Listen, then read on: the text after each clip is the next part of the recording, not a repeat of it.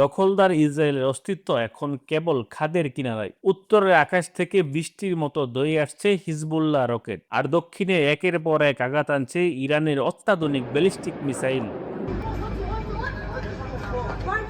আকাশ প্রতিরক্ষা ব্যবস্থার সেই দম্ভ এখন কেবলই এক ধ্বংসস্তূপ। লেবানন ফ্রন্টে যা ঘটছে তা সামরিক ইতিহাসে বিরল।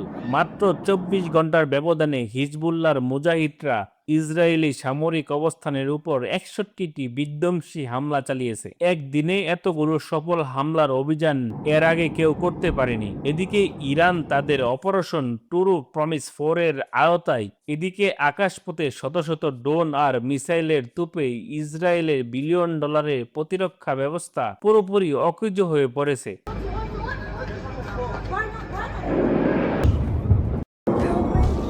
সবচেয়ে বড় বিপর্যয় নেমে এসেছে দিমুনাতে।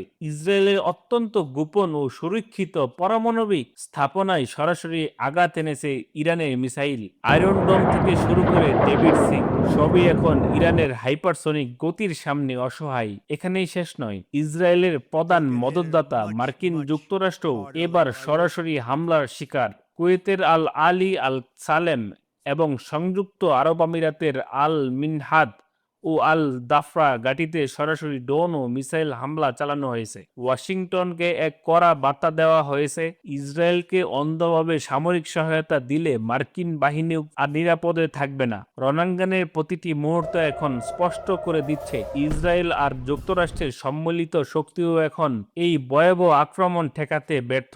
তাদের সেনারা মারা যাচ্ছে, সামরিক সরঞ্জাম ধ্বংস হচ্ছে, আর নেতারা মাটির নিচের বাংকারে বসে মৃত্যুর প্রহর গুনছে।